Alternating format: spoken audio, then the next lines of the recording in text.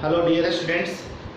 बच्चों, हम लोग एटॉमिक स्ट्रक्चर चैप्टर अभी स्टडी कर रहे हैं और एटॉमिक स्ट्रक्चर चैप्टर में आपको दो टॉपिक, छोटे छोटे टॉपिक स्टडी कराया गया है। इलेक्ट्रॉन के डिस्कवरी को हम लोगों ने बहुत ही डिटेल तरीके से स्टडी किया और पिछले वीडियो में आप लोग को प्रोटॉन के बारे में स्टडी पूरा अच्छे ढंग से कराया गया। ठीक है, अब हम लोग यहाँ पर न्यूट्रॉन के डिस्कवरी के बारे में समझेंगे और रेडियो एक्टिविटी का थोड़ा इनिशियल इन्फॉर्मेशन हम लोग गेन करेंगे, है ना, जो कि जरूरी है। थोड़ा सा समझेंगे इस चीज को। देखो, पेन और कॉपी लेकर बैठा करिए। डिस्कवरी ऑफ न्यूट्रॉन, ठीक है। तो एक चीज तो आप जानते हैं कि डिस्कवर्ड बाय जेम्स चैडविक, ठीक है, इन 1932। देखो, बहुत ही इंटरेस्टिंग कहानी है यहाँ पर, ठीक है, कि एटम जो हमें नेकेड आई से नहीं दिखाई पड़ते हैं, है ना, उसके स्ट्रक्चर को पूरा समझने में साइंटिस्ट को 35-40 साल लग गया। यहाँ नहीं कहने का मतलब कि इलेक्ट्रॉन का डिस्कवरी आपको 1897 में हुआ था, 1897 में। तो सोचो, न्यूट्रॉन का डिस्कवरी 1932 में जाकर हुआ। और एक और मजे की बात यह है, समझो कि न्यूट्रॉन के बिना डिस्कवरी के ही सारे एटॉमिक मॉडल्स जो हैं आ चुके थे। सोचो, न्यूट्रॉन का डिस्कवरी नहीं हुआ था, लेकिन न्यूट्रॉन के डिस्कवरी से पहले ही Thomson model of atom, Rutherford model of atom, Bohr's model of atom, de Broglie का कॉन्सेप्ट, हाइजेनबर्ग अनसर्टेनिटी प्रिंसिपल, ये सारे जो मेजर टॉपिक हैं हमें जो एटम से रिलेटेड हैं, इस सब कहो 1932 से ही पहले सारे मॉडल्स या सारे थ्योरी आ चुके थे बिना न्यूट्रॉन के डिस्कवरी के। बहुत मजे की बात ये समझ से चलो, ठीक है। अलग अलग साइंटिस्ट अपने अपने तरीके से एटॉमिक मॉडल दिए बिना न्यूट्रॉन के डिस्कवरी के। दूसरे मजे की बात ये है कि न्यूट्रॉन की डिस्कवरी एक्चुअली हुई नहीं थी, लेकिन साइंटिस्ट को ये बात पता था कि एटम में प्रोटॉन इलेक्ट्रॉन तो है ही, साथ ही साथ जरूर कोई तीसरा पार्टिकल भी है जो एटम के मास को बढ़ा रहा है, ठीक है। यानी ऐसे समझो कि इस चीज के बारे में, इस चीज का प्रेडिक्शन रदरफोर्ड जो है पहले ही कर चुका था, बहुत पहले। कैसे किया कि इलेक्ट्रॉन का डिस्कवरी हो गया, प्रोटॉन का डिस्कवरी हुआ, तो रदरफोर्ड अपना एटॉमिक मॉडल दे दिया, ठीक है। लेकिन जब ऐसा देखा गया कि इलेक्ट्रॉन और प्रोटॉन के मास को जोड़ा गया और एटॉमिक मास निकाला गया, तो पता चला कि एटॉमिक मास जो है ज़्यादा है इलेक्ट्रॉन प्रोटॉन के मास से। यानी इलेक्ट्रॉन प्रोटॉन के मास को जोड़ देने पर जो मास आता है, उसकी तुलना में एटम का एक्चुअल मास ज़्यादा पाया गया। तो यहाँ पर साइंटिस्ट का दिमाग सोचने पर मजबूर हो गया कि भाई, अगर एटम में केवल इलेक्ट्रॉन और प्रोटॉन है तो इसके मास को जोड़ेंगे तो इसी के मास के बराबर एटम का मास आना चाहिए। लेकिन एटम का मास इलेक्ट्रॉन प्रोटॉन के मास के सम से ज़्यादा पाया गया। तो साइंटिस्ट ने यहाँ दिमाग लगा लिया कि एटम में जरूर कोई तीसरा चीज़ भी है ना, जो कि न्यूट्रल नेचर का होगा। क्योंकि एटम हम जानते हैं एग्जैक्टली क्या होता है, इलेक्ट्रिकली न्यूट्रल होता है। और इलेक्ट्रॉन प्रोटॉन का डिस्कवरी पहले हो चुका था, लोग जान चुके थे कि इलेक्ट्रॉन नेगेटिव चार्ज है, प्रोटॉन पॉजिटिव चार्ज है, दोनों एक दूसरे को न्यूट्रलाइज किए हुआ है, लेकिन फिर भी एटम का मास बढ़ा हुआ है। तो ये चीज़ तो तय हो गया कि वो थर्ड पार्टिकल कुछ ना कुछ है और वो न्यूट्रल होगा। चूंकि इलेक्ट्रॉन प्रोटॉन ऑलरेडी एक दूसरे को न्यूट्रलाइज किए हुआ है, तो थर्ड पार्टिकल जो होगा न्यूट्रल होगा, तो भी तो ओवरऑल पूरा एटम न्यूट्रल होगा। इस चीज की जानकारी लोगों को पहले ही हो चुकी थी, लोगों ने सोच रखा था। एक्चुअली न्यूट्रॉन की डिस्कवरी कब हुई? बहुत दिनों के बाद। लेकिन उसके डिस्कवरी से पहले लोगों को पता था कि एटम में कोई थर्ड टाइप के पार्टिकल भी हैं, यानी इलेक्ट्रॉन प्रोटॉन के अतिरिक्त कोई तीसरा टाइप का भी पार्टिकल है जो न्यूट्रल नेचर का होता है, ठीक है।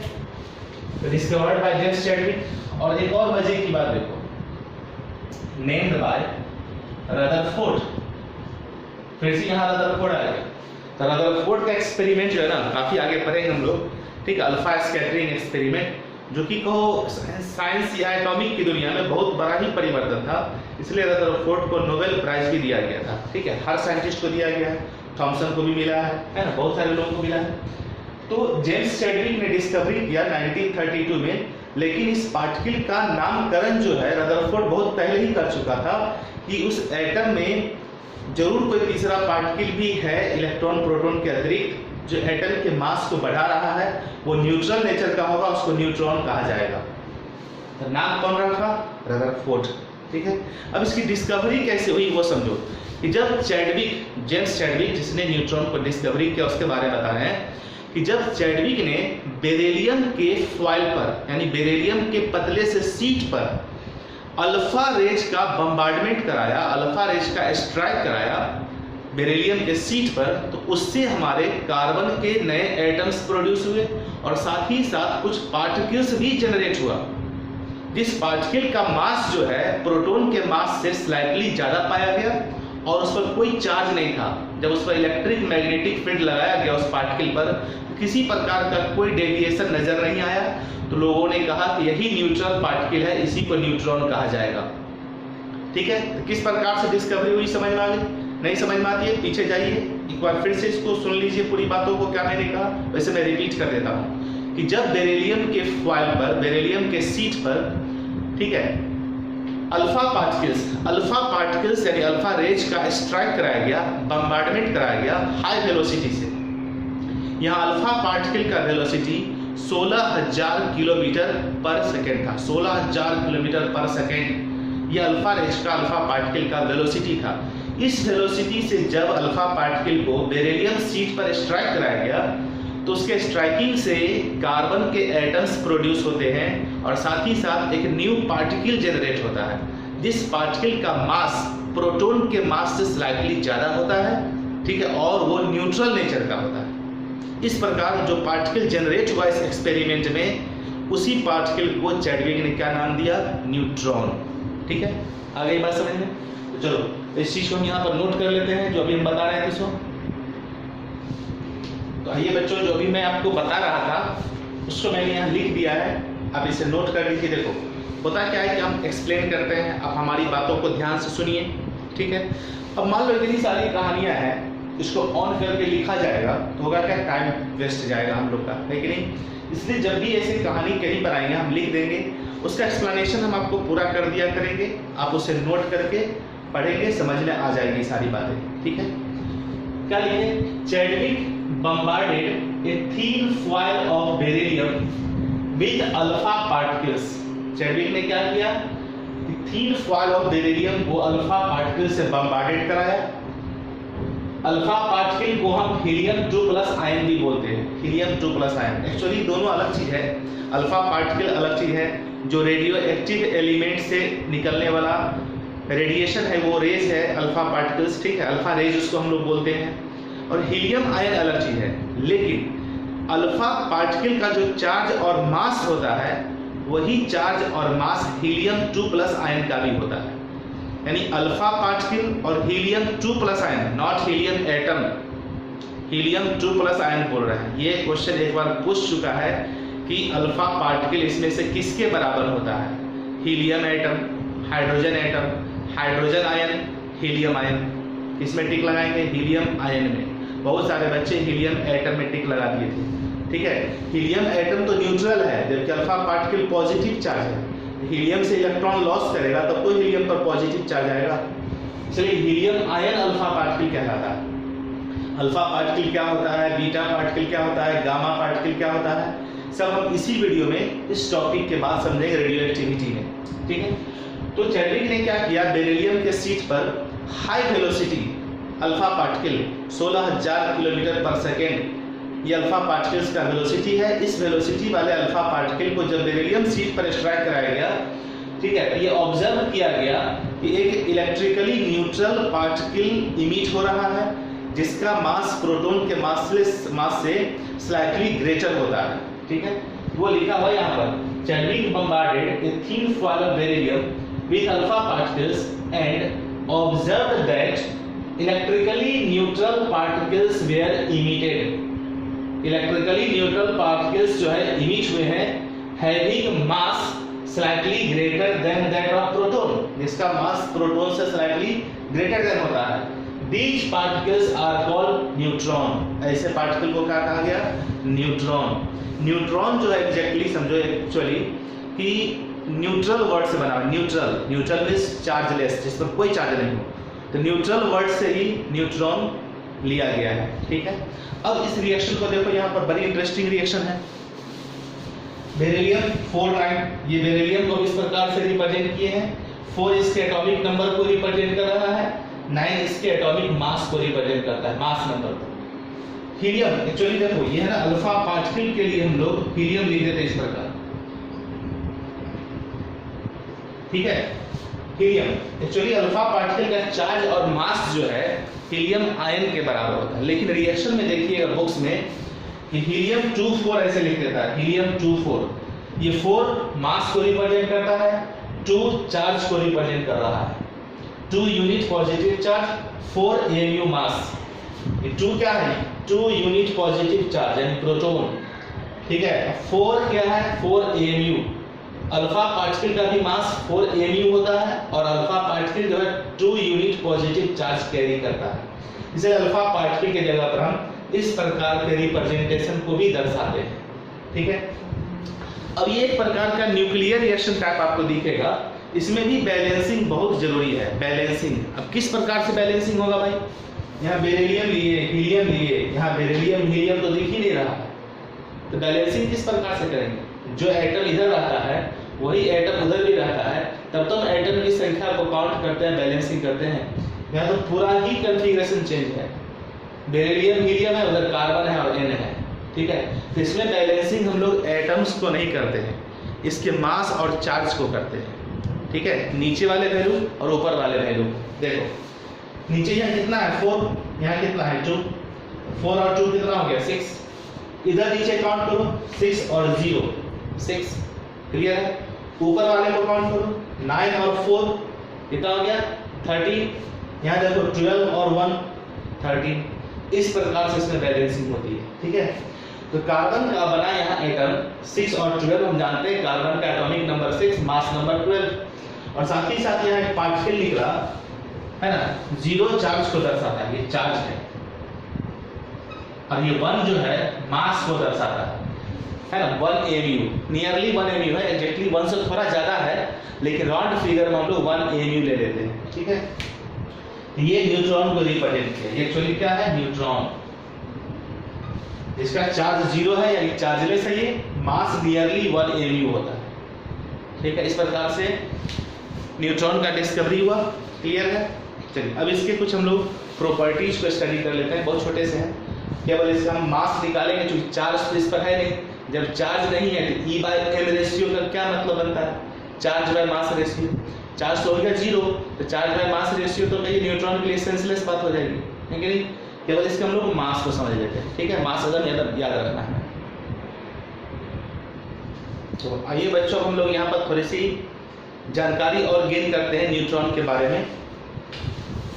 कि न्यूट्रॉन जो है, न्यूट्रॉन एक चार्जलेस पार्टिकल है. चार्जलेस पार्टिकल है. ठीक है. पहली बात. दूसरी बात, इसका जो मास होता है स्लाइटली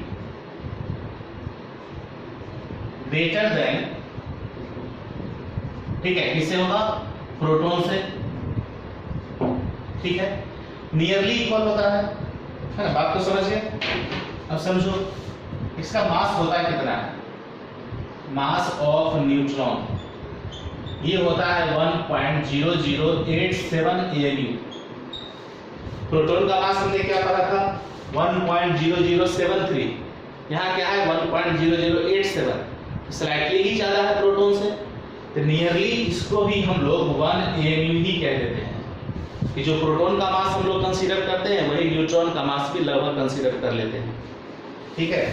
ग्राम में इसका मास 1.6749 इंटू 10 टू दी पावर -24 ग्राम होता है. प्रोटॉन का मास याद है 1.6726 इंटू 10 टू दी पावर -24 ग्राम. याद रखो 1.67 के बाद यहाँ 26 है, यहाँ पर 49 है. यानी पॉइंट्स के 2 अंक के बाद प्रोटॉन और न्यूट्रॉन के मास में वेरिएशन आ रहा है. लेकिन पॉइंट के 2 अंक तक देखिएगा तो 1.67 into 10 to the power minus 24 10 to the power minus 24, तो नियरली इक्वल ही हमें दिख रहा है ना। पॉइंट के 3 अंक के बाद थोड़ा चेंजिंग है तो उसको लगभग हम नेगलेक्ट मान लेते हैं, ठीक है। इसी को हम लिख सकते हैं 1.67 और 49 को राउंड फिगर में 5 मान लेते हैं, 26 को राउंड फिगर में 3 मान लिए थे, 1.673, यहाँ पे 1.675 10 to the power minus 24 ग्राम या 1.675 into 10 to the power minus 27 kg। Clear है? इतनी बात समझ में आ गई आपको? चार्ज तो है नहीं, E by M रेशियो में अगर निकालेंगे ये तो 0 आ जाएगा। क्यों आ जाएगा 0? क्योंकि चार्ज ही हमारा 0 है, E 0 है, चार्ज तो है नहीं, M कुछ भी बैठा देंगे E by M तो 0 आ जाएगा। क्लियर है? इतनी बात समझ में आ गई? अब बहुत ही इंटरेस्टिंग चीज हम आपको सिखाते हैं, वो समझो। एक्चुअली जो न्यूट्रॉन होता है ना, वो कहो प्रोटॉन और इलेक्ट्रॉन का कॉम्बिनेशन होता है। ये बहुत ही अजीब आपको लग रहा होगा अभी कि सर क्या बोल रहे हैं न्यूट्रॉन के बारे में, ठीक है। समझिए ध्यान से क्या बोलते हैं, बहुत ही स्पेशल चीज सब है जो आपको बताया जा रहा है, सीखते चलिए, ठीक है। पहले इसका स्क्रीनशॉट आप ले लो, इतने का स्क्रीनशॉट आप ले लीजिए, फिर हम इसको आगे बढ़ते हैं, है ना। अब नोट करके इस चीज को लिखो, है ना। नोट करने जो लिखाते हैं उसको नोट करिए, जो लिखा है लिखो। It is assumed that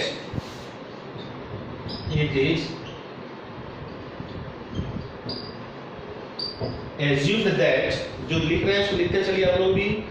a neutron is A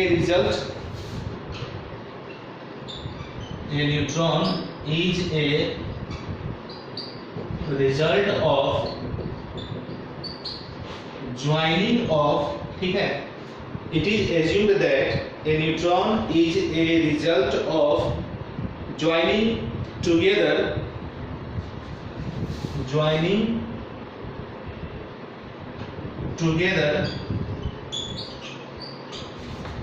a proton and an electron, ठीक है। ये क्या लिखे पता चला कि ऐसा एज्यूम किया जाता है कि न्यूट्रॉन जो है ना एक्चुअली एक इलेक्ट्रॉन और एक प्रोटॉन के ज्वाइनिंग से, एक साथ ज्वाइनिंग से बनता है, ठीक है। किस प्रकार से देखो, न्यूट्रॉन का सिंबल क्या लिखते हैं 0 और 1। ये एक्चुअली देखो प्रोटॉन +1 1 प्लस इलेक्ट्रॉन -1 0। इलेक्ट्रॉन का सिंबल ये है, प्रोटॉन का सिंबल ये है, न्यूट्रॉन का सिंबल ये है, ठीक है। ये इसको आप ऐसे लिखो कि प्रोटॉन +1 1 इलेक्ट्रॉन -1 0, इससे हमारा बना न्यूट्रॉन 0 1। एक ही चीज है, आगे पीछे लिख दिए हैं। इससे ये पता चल रहा है देखो कि नीचे जो होगा, इस तरह थोड़ी देर पहले चर्चा की थी बेरिलियम वाले रिएक्शन में, इस तरह के रिएक्शंस में हमें P, E और N नहीं बैलेंस करना है, इसके चार्ज और मास को बैलेंस करना रहता है।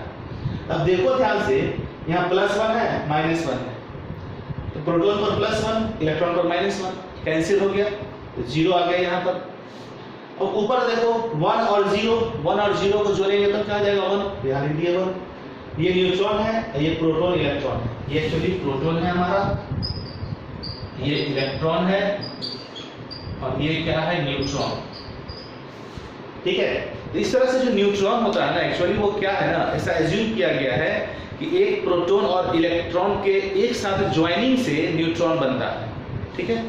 और इस न्यूट्रॉन का हाफ लाइफ पीरियड, ये बहुत ही इंटरेस्टिंग चीज है, वो होता है 20 minute nearly. Half life period इसका लगभग 20 मिनट होता है।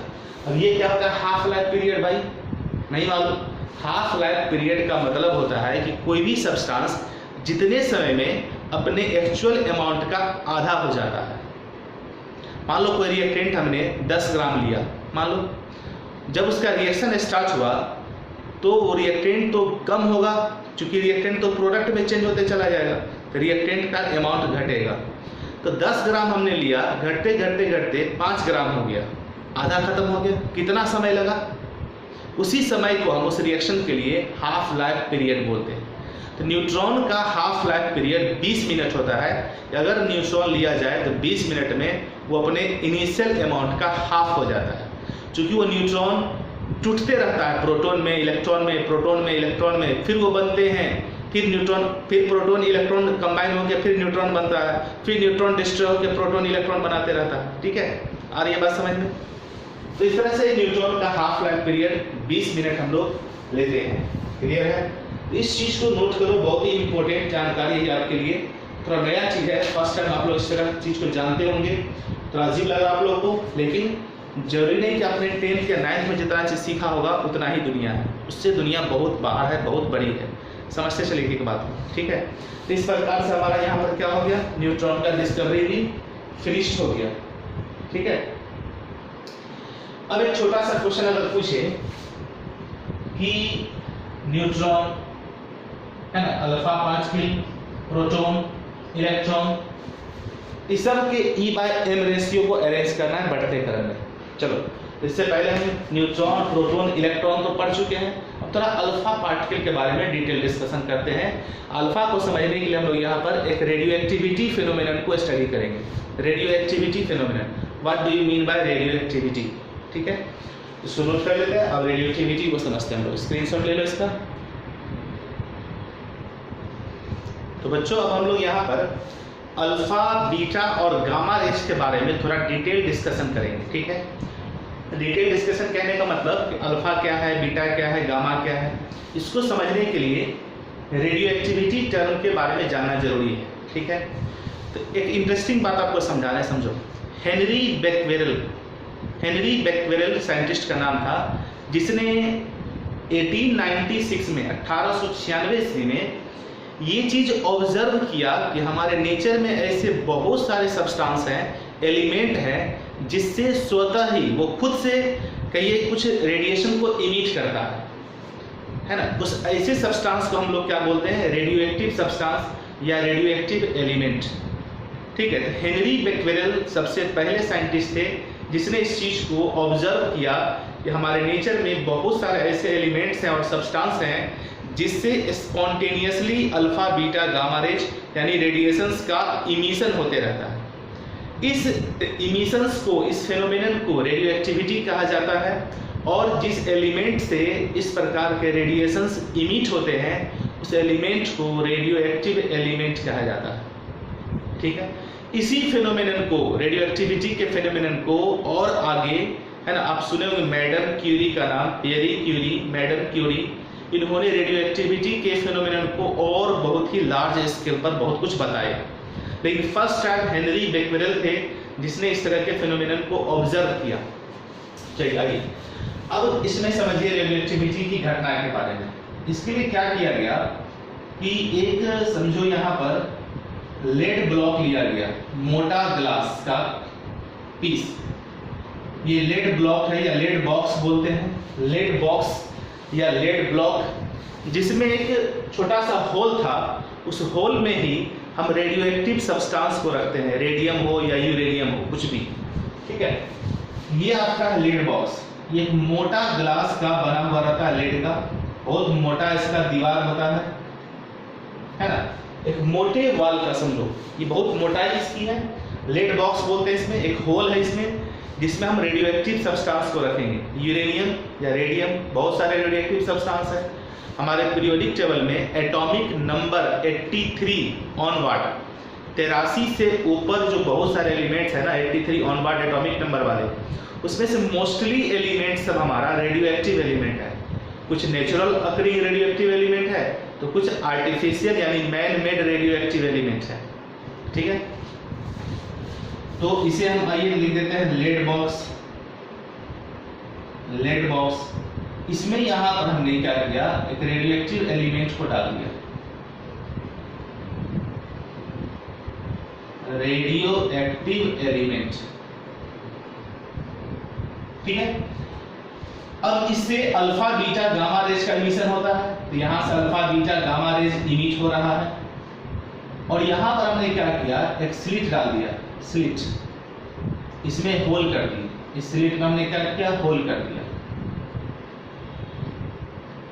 इसको बोलते हैं हम लोग स्लिट, ठीक है। और ये बात समझ में दिख रहा है आपको साफ साफ, ये रेडियो एक्टिव एलिमेंट है, लेड बॉक्स है, यहाँ पर स्लिट रख दी है। जैसे देखो कि ऐसे लेड बॉक्स है मोटा ग्लास का, बीच में छोटा सा होल है, उसमें रेडियो एक्टिव सब्सटेंस को रख दिया गया है, वहाँ से अल्फा बीटा गामा रेज बाहर निकल रहा है। अब वो अल्फा बीटा गामा रेज निकल रहा है तो चारों तरफ फैलेगा ना, इसके लिए क्या किया गया वहाँ पर कि एक स्लिट डाल दिया गया। स्लिट है, एक सर्कुलर प्लेट होता है, ठीक है, इसमें छोटा सा होल होता है, सर्कुलर प्लेट है जिसमें छोटा सा होल है, ठीक है। उसी होल से अब निकलेगा हमारा रेडिएशन सब, है ना। और यहाँ पर एक फोटोग्राफिक प्लेट लगा दिया गया है, ये फोटोग्राफिक प्लेट है, फोटोग्राफिक प्लेट है ये। और ये फोटोग्राफिक प्लेट जो है लाइट सेंसिटिव नेचर का होता है। लाइट सेंसिटिव मतलब जब इस पर लाइट पड़ता है वहां पर एक ये स्पॉट बन जाएगा, जहां पर लाइट पड़ेगा रेडिएशन स्ट्राइक करेगा, जिस पॉइंट पर जिस पोजीशन पर वहां पर एक स्पॉट बन जाता है, ठीक, कुछ ना कुछ इंटेंसिटी का वहां पर स्पॉट बन जाएगा, जिससे पता चलता है कि यहाँ पर लाइट आकर टकराया है, ठीक है। अब क्या कर रहा है, यहाँ से जो रेडिएशन निकलेगा इस पर इलेक्ट्रिक फील्ड सेटअप कर दिया गया। इलेक्ट्रिक फील्ड यहां हम बना दे रहे हैं, माइनस प्लेट इधर है, इधर हमने पॉजिटिव ले लिया, इलेक्ट्रिक फील्ड सेटअप कर दिया गया। इलेक्ट्रिक फील्ड इसलिए सेटअप किया गया ताकि इससे निकलने वाले रेडिएशन का हम प्रॉपर्टी को स्टडी कर सके।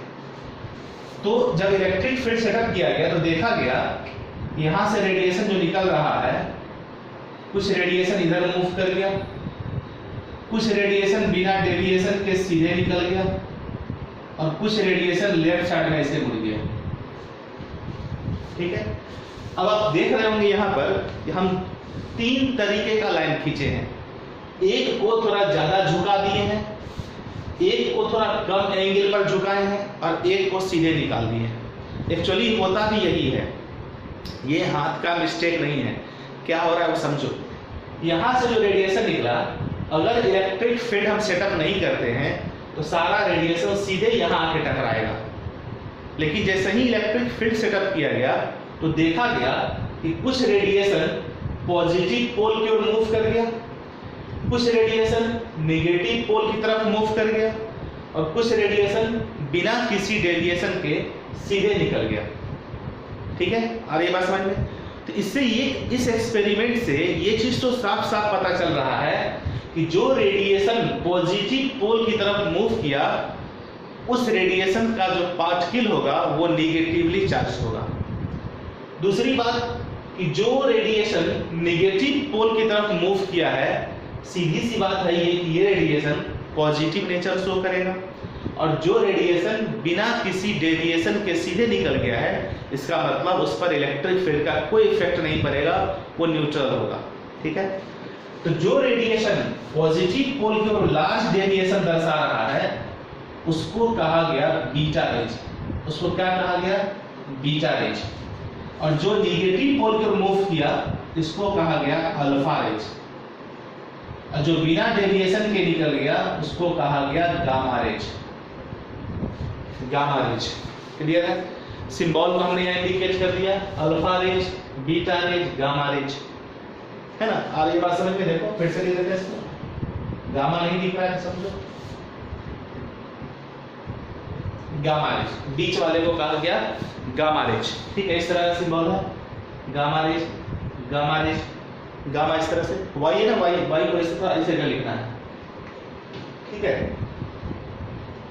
चलो देखो, तो सीधी सी बात है कि ये जो लाइन ज्यादा डेविएट किया है, इसका मतलब है वो निश्चित रूप से हल्का पार्टिकल होगा, इसलिए उसमें ज्यादा डेविएशन दिख रहा है, ठीक है। और यहाँ कम डेविएशन दिखा, इसका मतलब है कि इसकी तुलना में अल्फा रेंज में जो पार्टिकल होगा, अल्फा पार्टिकल, वो भारी होगा। किसकी तुलना में, बीटा रेंज के पार्टिकल की तुलना में। बात को समझो, है ना। पॉजिटिव पोल की मूव किया कि पता चल गया कोई नेगेटिव चार्ज होगा, नेगेटिव पोल की तरफ जो मूव किया वो पता चल गया पॉजिटिव चार्ज होगा। इससे पता चला ना कि अल्फा रेंज पॉजिटिवली चार्ज है, ऐसा नहीं सोचना अल्फा रेज पॉजिटिव चार्ज है, बल्कि जो पॉजिटिव की तरफ पॉजिटिव चार्ज शो किया यानी निगेटिव पोल की तरफ मूव किया उसका नाम रखा गया अल्फा रे। नाम शुरू से ट्रेडिशनली अल्फा रे रखा गया था, हम लोग उसको पढ़ेंगे। जैसे मान लो किसी घर में किसी बच्चे का नाम जो रख दिया जाता है तो जिंदगी भर उसी नाम से पुकारते हैं उसे, ठीक है। तो जो रेडिएशन निगेटिव पोल की तरफ मूव किया ना उसको अल्फा रेज कहा गया। तो कहा गया इसका मतलब ये अल्फा रेज जो है वो पॉजिटिवली चार्ज होगा, यानी पॉजिटिव चार्ज रे को ही अल्फा कहा गया और निगेटिव चार्ज रे को बीटा कहा गया, ठीक है। और जो किसी पर कोई चार्ज नहीं था, जो बिना डेविएशन के सीधे निकल गया, उसका नाम गामा रेज रखा गया। क्लियर है। तो दूसरा पॉइंट यहाँ ये समझना है कि आप देख रहे हैं कि डेविएशन दोनों तरफ अलग हो रहा है, एक तरफ लार्ज डेविएशन है, एक तरफ कम डेविएशन है। ये इस बात को दर्शाता है कि जहां लार्ज डेविएशन हुआ है डेफिनेटली वो एक लाइटर पार्टिकल होगा, ठीक है, विथ रिस्पेक्ट टू उसके कंपैरिजन में जहां डेविएशन कम हुआ है। तो कम डेविएशन वाला स्लाइटली मतलब ज़्यादा हैवी पार्टिकल होगा इसके रिस्पेक्ट में, हैवी होने की वजह से उसका डेविएशन कम हुआ, और जो लाइटर था उसका डेविएशन ज़्यादा हुआ। क्लियर है, इतनी बात समझ में आ रही है आपको। इस स्ट्रक्चर को देखना है। अब हमें यहाँ अल्फा बीटा और गामा रेज के बारे में स्टडी करने हैं, ठीक है। सबसे पहले हम लोग अल्फा रेज का ही स्टडी करते हैं, है ना। अल्फा रेज, अल्फा रेज में जो पार्टिकल्स होते हैं उसको हम लोग क्या बोलते हैं, अल्फा पार्टिकल्स, ठीक है। क्या बोलते हैं, अल्फा पार्टिकल्स। देखो बहुत इंटरेस्टिंग कहानी आपको बता रहे हैं, है ना, बहुत ही इंटरेस्टिंग चीज है। इसका जो मास होता है 6.67, ठीक है। इसका मास हम लोग कैलकुलेट करें 6.67 इंटू 10 टू दी पावर -24 ग्राम। ये इसी को आप लिख सकते हैं 4 mu। 1 mu यानी प्रोटॉन का मास तो हमको पता है, उसको 4 टाइम मल्टीप्लाई कर दीजिए, ये आ जाएगा 1.67 से 1.67 को 4 से मल्टीप्लाई करो लगभग, तो नियरली यही मास आ जाता है, ठीक है। अब ये बात समझ में, इसको 4 mu हम लोग बोले, ये अल्फा पार्टिकल का मास है, आपको इसको याद रखना है 4 mu। क्लियर है, और ये बात समझ में काफी इंटरेस्टिंग चीज है, आपको याद रखना है इसको। इसका जो चार्ज होता है 2 यूनिट पॉजिटिव चार्ज, यानी अल्फा पार्टिकल जो है 2 यूनिट चार्ज कैरी करता है, जस्ट लाइक हीलियम 2+ आयन। समझो, अब ऐसे समझो यहाँ पर कि हीलियम है, इसका 2 और 4 लिखते हैं, यानी इसमें इलेक्ट्रॉन 2 है, प्रोटॉन 2 है, न्यूट्रॉन भी 2 है। और अगर ये 2 इलेक्ट्रॉन को लूज कर देता है तो बन जाता है हीलियम पर 2+। अब इसमें इलेक्ट्रॉन तो नहीं रहा, 2 इलेक्ट्रॉन था वो भी चला गया, इलेक्ट्रॉन हो गया 0, प्रोटॉन हो गया 2 और न्यूट्रॉन हो गया 2, तो दोनों को ऐड कर देंगे तो यही कहलाता है हमारा 4 mu। मास हम लोग कैसे निकालते हैं, mass number of proton plus number of neutron, number of proton number of neutron दोनों को जोड़ दिए तो मास नंबर कहलाता है, ठीक है। और इस पर कोई चार्ज नहीं होगा, बस 2 यूनिट चार्ज है अल्फा पर, तो 2 इलेक्ट्रॉन लॉस करने से जनरेट होगा, इसमें इलेक्ट्रॉन की संख्या 0 है, बस इसी को हम लोग बोलते हैं अल्फा। यही हमारा क्या है, अल्फा है, ठीक है। हीलियम 2+ आयन को एक्चुअली अल्फा कहा जाता है। क्लियर है, इतनी बात समझ गए। तो मास पता चला, चार्ज पता चल गया आपको, है ना। इसको हीलियम आयन हम लोग बोलते हैं, ये भी आपको पता चल गया। इसका जो वेलोसिटी होता है, ठीक है, लगभग तो 1/10 ऑफ वेलोसिटी ऑफ लाइट, ठीक है। कितना है, 1/10 इंटू वेलोसिटी ऑफ लाइट। ये एक इंफॉर्मेशन है, अल्फा पार्टिकल का वेलोसिटी जो होता है लाइट के वेलोसिटी से लगभग 10 गुना कम होता है, ठीक है। आगे बात समझ में क्लियर है, लाइट की वेलोसिटी से कितना कम है इसका वेलोसिटी, लगभग 10 गुना कम होगा। और अल्फा पार्टिकल किधर डिफ्लेक्ट होगा, इलेक्ट्रिक फील्ड के नेगेटिव पोल की तरफ। अल्फा पार्टिकल किधर डिफ्लेक्ट होता है, इलेक्ट्रिक फील्ड के नेगेटिव पोल की तरफ अल्फा पार्टिकल डिफ्लेक्ट होगा, ठीक है। इतनी बात समझ में आ गई। मेनली हमको इसका चार्ज और मास ही याद रखना है। क्या करेंगे, 2 unit positive charge, alpha particles carry 2 unit positive charge and having mass 4 mu। ये हमें याद रखना है 2 बातें, केवल, ठीक है। और इसके बारे में भी और समझो, इसका जो पेनिट्रेटिंग पावर होता है, पेनिट्रेटिंग पावर वो होता है less than beta particle, beta particle से कम होता है। पेनिट्रेटिंग पावर यह कहने का मतलब, जैसे मान लो मेटल का कोई पतला सा थीन फॉइल है, उसको पेनिट्रेट करने की क्षमता, उसको पार करने की क्षमता, ठीक है, वो अल्फा पार्टिकल में सबसे कम होता है, बीटा से भी कम, है ना। यही लिखा गया है कि बीटा पार्टिकल का जो पेनिट्रेशन पावर होता है, कि मेटल के पतले से फॉइल को पार करने की जो कैपेसिटी होती है, वो अल्फा पार्टिकल में कम होता है, ठीक है। वो मेटल शीट को इजीली पास नहीं कर पाता, उसमें पेनिट्रेशन कैपेसिटी कम होती है, ठीक है। ये बातें हो गई हमारी अल्फा से रिलेटेड। अब आइए बीटा पार्टिकल के बारे में, इसको नोट करो, इसको मिटाते हैं। यहीं पर बीटा के बारे में, फिर गामा के बारे में हम लोग लिखेंगे। अब हम लोग यहाँ पर बीटा के बारे में थोड़ा सा स्टडी कर लेते हैं। बीटा रेज में जो पार्टिकल्स उपस्थित होंगे, उस पार्टिकल को हम लोग बीटा पार्टिकल कहेंगे, ठीक है। इसका जो मास होता है ना, वो equal to electron, equal to electron. अब इलेक्ट्रॉन का मास क्या होता है मालूम है, 9.11 into 10 to the power -31 kg, ये तो इलेक्ट्रॉन का मास है। बीटा पार्टिकल का भी यही मास होता है। चार्ज जो होता है, चार्ज कितना होता है, 1 unit negative charge.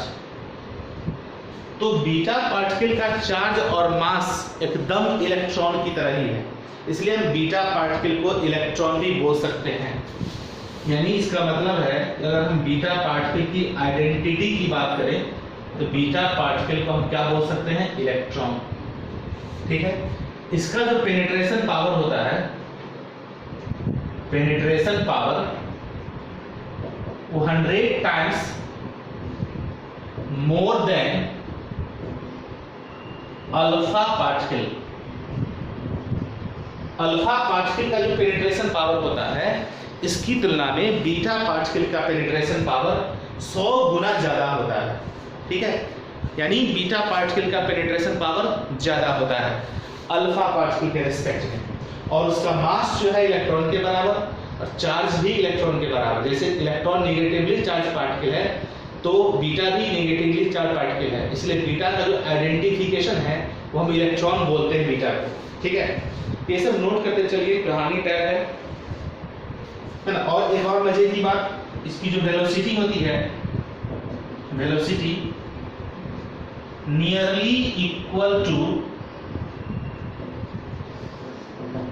Velocity of light, है ना। वेलोसिटी ऑफ लाइट से कम होती है, यानी थोड़ी सी कम होगी, बहुत ज्यादा कम नहीं। जैसे अल्फा पार्टिकल का वेलोसिटी जो है बहुत कम होता है लाइट से, लेकिन बीटा पार्टिकल का वेलोसिटी लाइट से थोड़ा सा ही कम होता है।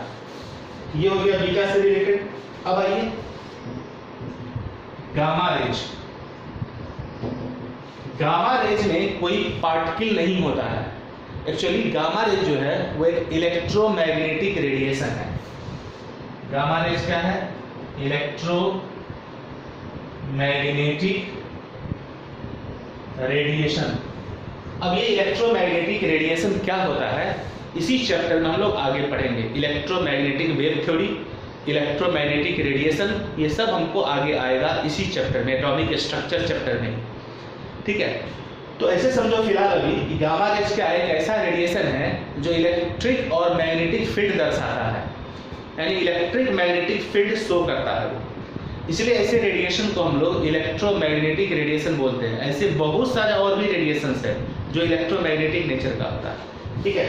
तो गामा रेज एक्चुअली क्या है, इलेक्ट्रोमैग्नेटिक रेडिएशन है। ये एक्चुअली चार्जलेस है, और मास जो इसका होता है वो नेग्लिजिबल, नेग्लिजिबल यानी टेंड्स टू 0, है ना। मास भी हम लोग लगभग गामा जो रेज है उसको हम मासलेस मानते हैं, चार्जलेस मानते हैं। एक्चुअली वो है क्या चीज, इलेक्ट्रोमैग्नेटिक रेडिएशंस है, ठीक है। इसका पेनिट्रेशन पावर है ना more than beta raise, beta का पेनिट्रेशन पावर अल्फा से ज़्यादा और गामा का पेनिट्रेशन पावर बीटा से ज़्यादा, यानी सबसे अधिक पेनिट्रेशन पावर किसका हो गया? अगर पेनिट्रेशन पावर की हम बात करें तो गामा का अधिक होगा बीटा से, बीटा का अधिक होगा अल्फा से। ठीक है, पेनिट्रेशन पावर की बात करें। अब वेलोसिटी भी, चूंकि ये रेडिएशन है, लाइट है एक तरह से गामा रेज, इसका वेलोसिटी लाइट के वेलोसिटी के बराबर होता है। Velocity equal to light, gamma rays का वेलोसिटी लाइट के बराबर, और पेनिट्रेशन पावर जो है वो, ठीक है, कितना होता है?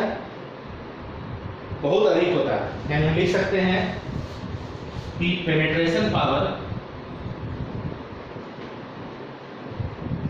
ठीक है, लगभग 10,000 times more than alpha rays, alpha particle. ठीक है, यानी अल्फा से बीटा का पेनिट्रेशन पावर 100 गुना ज्यादा है। ठीक है, जबकि गामा का पेनिट्रेशन पावर 10,000 गुना ज्यादा है। ठीक है, अल्फा के रिस्पेक्ट में। क्लियर है, बात समझ में आ गई? यानी अल्फा से बीटा का 100 गुना ज्यादा, बीटा से 100 गुना ज्यादा गामा का, यानी अल्फा से 10,000 गुना ज्यादा हो गया गामा का पेनिट्रेशन पावर। ये कुछ इंफॉर्मेशन थी अल्फा बीटा गामा से रिलेटेड। ठीक है, इस प्रकार से हम लोगों ने अल्फा क्या होता है, बीटा क्या होता है, गामा क्या होता है, उसके बारे में कुछ डिटेल डिस्कशन अभी हम लोगों ने किया। ठीक है, तो इसको अच्छे ढंग से आप एक बार देख लीजिए, सारे का नोट्स तैयार कर लीजिए। ये वीडियो यहीं पर हम फिनिश करते हैं। अब आगे हम लोग पढ़ेंगे एटॉमिक मॉडल्स, जिसमें थॉमसन मॉडल ऑफ एटम आप ऑलरेडी 10th में डिस्कस कर चुके हैं। बहुत उसमें कुछ भी नहीं है, छोटी सी चीज़ है कि थॉमसन मॉडल में आपको बताया गया होगा कि एटम को थॉमसन ने वाटरमेलन से कंपेयर किया था। तो थॉमसन के एटॉमिक मॉडल को हम लोग वाटरमेलन मॉडल भी बोलते हैं। उसने क्या कहा कि पूरा एटम पॉजिटिवली चार्ज होते हैं और उसमें इलेक्ट्रॉन जगह जगह इम्बेडेड होते हैं। उस समय जितना साइंस हमारा डेवलप था उस हिसाब से थॉमसन ने अपना मॉडल दिया। बाद में पता चला गलत है वो, उससे बहुत सारी गड़बड़ियाँ थी, एक्सपेरिमेंटली प्रूफ ही नहीं हो पा रहा था वो। इन सारी बातों को हम लोग नेक्स्ट वीडियो में अच्छे ढंग से फिर स्टडी करेंगे। तब तक के लिए आज के इस वीडियो में आप लोगों ने डिस्कवरी ऑफ न्यूट्रॉन के बारे में सीखा और रेडियो एक्टिविटी के बारे में सीखा। ठीक है, अल्फा बीटा गामा रेज का आपने स्टडी किया। इसके चार्ज मास को आप याद रखिएगा। कांस्टेंट वैल्यू जितना भी हम लिखते हैं बोर्ड पर या चर्चा करते हैं कि आपकी ड्यूटी बनती है कि सारे कांस्टेंट्स वैल्यू को याद रखें, क्योंकि ये कांस्टेंट वैल्यू केवल यही नहीं, पूरे केमिस्ट्री में, पूरे फिजिक्स में हमें हमेशा यूज होगा। ठीक है, और एक चीज़ और इंटरेस्टिंग चीज़ मैं आपको बता देता हूँ कि अभी जो हम लोग पढ़ाई कर रहे हैं एटॉमिक स्ट्रक्चर चैप्टर, ये आपको फिजिक्स में भी पढ़ना है 12th में। फिजिक्स में लास्ट में मॉडर्न फिजिक्स हम लोग पढ़ते हैं 12th में ना, तो वहाँ atom and nuclei, photo electric effect, Planck's quantum theory, Bohr's model of atom, आप एच.सी. वर्मा के बुक को निकालिए और लास्ट में देखिए आपको इस तरह के चैप्टर्स छोटे छोटे दिए हुए हैं। तो इस पॉइंट ऑफ व्यू से ये चैप्टर आपका बहुत इंपॉर्टेंट हो रहा है कि अगर आप एटॉमिक स्ट्रक्चर चैप्टर को 11th में केमिस्ट्री में अच्छे ढंग से सीख लेते हैं, समझ लेते हैं, तो 12th में आपको मॉडर्न फिजिक्स आसान हो जाएगा। यही सब चीज़ लगभग हम लोग फिजिक्स में 12th में पढ़ाई करते हैं, जो फिजिक्स वाले सर आपको पढ़ाएंगे। इसलिए समझ में आ रहा होगा आप लोगों को कितना महत्वपूर्ण चैप्टर है ये हमारा। इसलिए हल्के में इसको नहीं लेना है, अच्छे ढंग से, काफ़ी इंटरेस्टिंग तरीके से। और मैंने पहले वीडियो में पढ़ाया था कि बहुत ही इंटरेस्टिंग चीज़ है ये, सबसे इंटरेस्टिंग चैप्टर है, बहुत इंपॉर्टेंट चैप्टर है। शुरू में मैंने इलेक्ट्रॉन को थोड़ा बहुत ही लंबे तरीके से एलेबोरेट करके पढ़ाया और आपके लिए इसमें बहुत कुछ लगा और नया चीज़ है। फिर प्रोटॉन, फिर न्यूट्रॉन, फिर रेडियो एक्टिविटी, इतने इलेक्ट्रॉन प्रोटॉन डिस्कवरी के बाद अब हम लोग एटॉमिक मॉडल्स का स्टडी करेंगे। ठीक है, और धीरे धीरे सिलेबस को आगे बढ़ा रहे हैं। क्लियर है? तब तक के लिए इस वीडियो को अच्छे ढंग से देखिए, नोट्स तैयार करिए। ओके।